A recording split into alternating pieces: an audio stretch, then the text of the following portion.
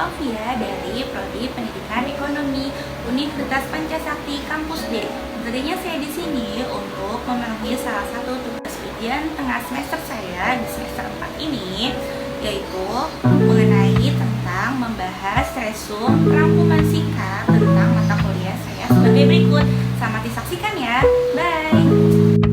Oke, yang pertama yaitu mengenai definisi media pembelajaran. Media pembelajaran memiliki peranan penting dalam proses pembelajaran. Proses pembelajaran akan berjalan lebih baik dan mantap jika didukung dengan pemanfaatan media pembelajaran. Pendidik sebagai pemberi materi pembelajaran kepada peserta didik wajib mempersiapkan media pembelajaran sebelum melakukan aktivitas pembelajaran. Dengan demikian, proses pembelajaran akan berjalan dengan baik. Peserta didik juga akan semakin mudah untuk mengerti terkait materi pembelajaran yang disampaikan oleh pendidik. Selanjutnya yaitu nilai praktis media pembelajaran. Terbagi menjadi 3, yaitu dapat mengatasi perbedaan pengalaman pribadi murid. Yang kedua, dapat mengatasi batas-batas ruang kelas, misalnya benda yang terlalu berat dibawa ke kelas untuk diamati secara langsung. Yang ketiga, dapat membangkitkan motivasi belajar siswa. Berikutnya yaitu kegunaan media pembelajaran dalam proses belajar mengajar. Menurut Arif El Sadiman, secara umum media pembelajaran mempunyai kegunaan kurang lebih kegunaannya sebagai berikut. Ada 4, saya jelaskan satu persatu ya. Yang pertama, memperjelas penyajian pesan agar tidak terlalu bersifat verbalistis dalam bentuk kata. Kurang lebih kata tersebut atau lisan belaka. Yang kedua, mengatasi keterbatasan ruang, waktu, dan daya indera. Yang ketiga, penggunaan media pendidikan secara tepat dan bervariasi dapat mengatasi sikap pasif anak didik. Yang keempat, dengan sifat yang unik pada tiap siswa ditambah lagi dengan lingkungan dan pengalaman yang berbeda. Sedangkan kurikulum dan materi pendidikan ditentukan sama untuk setiap siswa. Maka guru banyak mengalami kesulitan bila mana semuanya itu harus diatasi sendiri. Berikutnya yaitu pola-pola pembelajaran. Secara umum, ciri-ciri model pembelajaran konvensional sebagai berikut. Yang pertama, pembelajaran berpusat pada guru atau siswa pasif. Yang kedua, komunikasi lebih banyak dari guru daripada siswa. Yang ketiga, guru menjelaskan materi sedangkan siswa hanyalah pendengar setia. Yang keempat, guru fokus pada bahan pelajaran. Next, sejarah mengenai perkembangan media. Pada mulanya media hanya dianggap sebagai alat bantu mengajar atau teaching aids.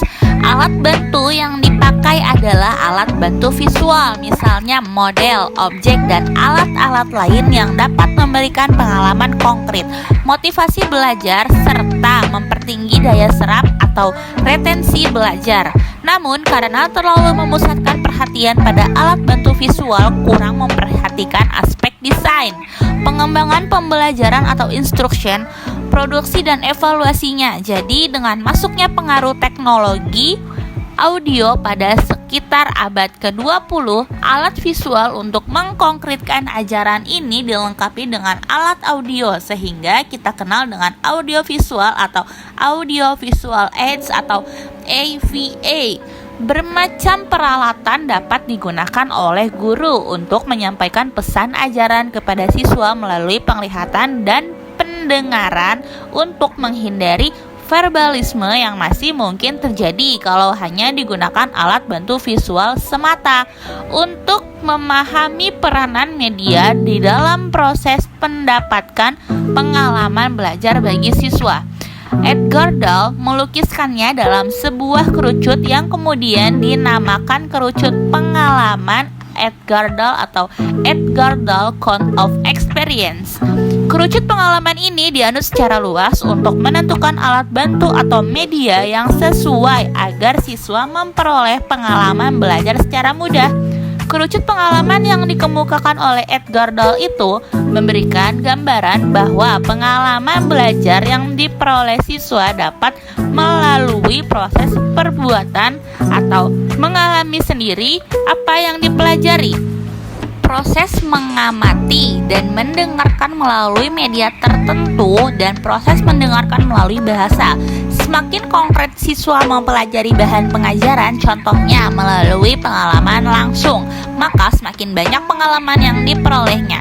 Sebaliknya, semakin abstrak siswa memperoleh pengalaman, contohnya hanya mengandalkan bahasa verbal, maka semakin sedikit pula pengalaman yang akan diperoleh oleh siswa tersebut. Oke, berikutnya teori. Edgar Dahl memandang bahwa nilai media pembelajaran diklasifikasikan berdasarkan nilai pengalaman. Menurutnya, pengalaman itu mempunyai 12 tingkatan. Tingkatan yang paling tinggi adalah pengalaman yang paling konkret, sedangkan yang paling rendah adalah yang paling abstrak. Di antaranya saya jelaskan satu persatu ya teman-teman.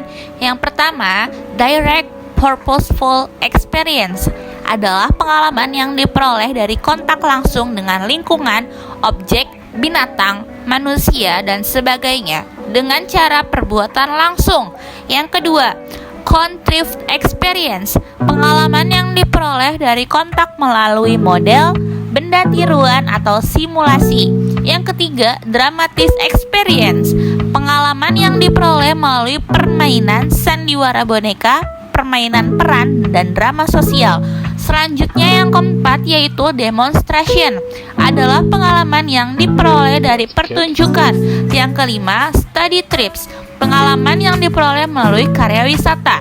Yang keenam, exhibition, yaitu pengalaman yang diperoleh melalui pameran. Yang ketujuh, educational television, yaitu pengalaman yang diperoleh melalui televisi pendidikan. Yang kedelapan, motion pictures, adalah pengalaman yang diperoleh melalui gambar, film hidup, atau bioskop. Yang kesembilan, still pictures, adalah pengalaman yang diperoleh melalui gambar mati, slide, atau fotografi. Yang kesepuluh, radio and recording, adalah pengalaman yang diperoleh melalui siaran radio atau rekaman suara.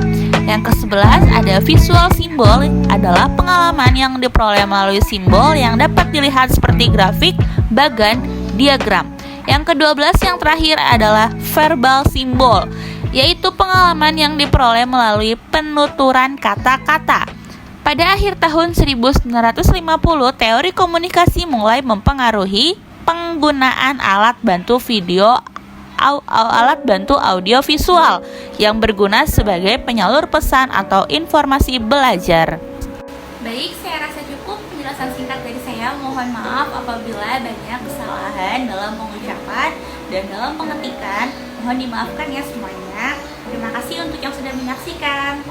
Assalamualaikum warahmatullahi wabarakatuh.